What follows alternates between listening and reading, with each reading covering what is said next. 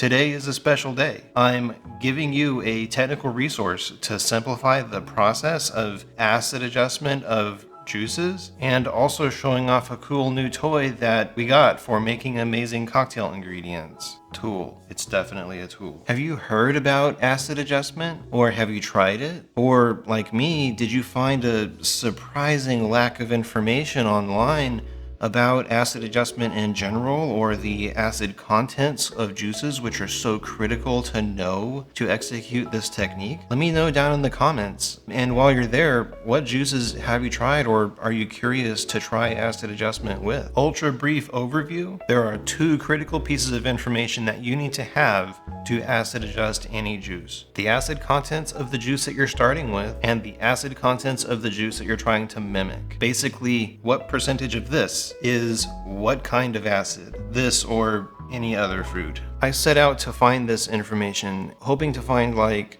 a database or something that would list juices and their relative acid levels. The closest thing I could find were scholarly articles that might reference the pH of some juice, which is totally not useful to us. I even asked ChatGPT, and it just gave me a bunch of bad information. What we want to know is the impact on flavor, which comes down to how much of the juice that comes out of this is what kind of acid. You'll find that commonly expressed as either grams per liter or grams per gram of juice. In mixology, we commonly would communicate that as a percentage. If you see 0.2 grams per gram of acid to juice, that's 20%. So I put together this list of juices that I thought you might want to acid adjust, focused on their citric and malic acid contents, put all of that in a list on Google Sheets, and link that document down below in the description. But this is not only a list of juices and their acids,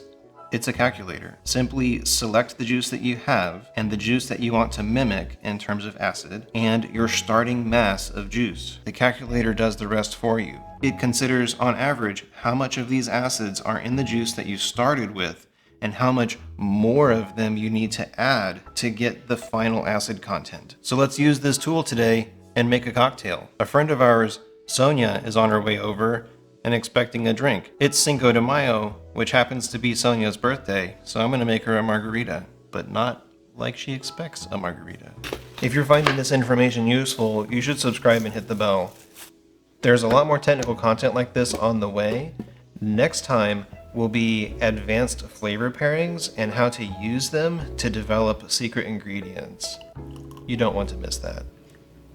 I'm centrifugally clarifying prickly pear juice here. You should stay tuned for future episodes in which I'll show you other techniques that you can use to get a similar effect without the centrifuge. Now that you have the calculator, all that you need is a scale that will measure to 0.01 grams and citric and malic acids. Links to all of these in the description, as well as the other kit that I use in this video. I'm going with half a teaspoon of agave nectar, 3/4 of an ounce of our acid adjusted prickly pear juice, 2 ounces of the fantastic Uno, Dos, Tres Tequila Uno. Bartender life hack: measuring spoons are much easier to use on thicker syrups. Shake for 7 to 8 seconds on a good quality piece of ice.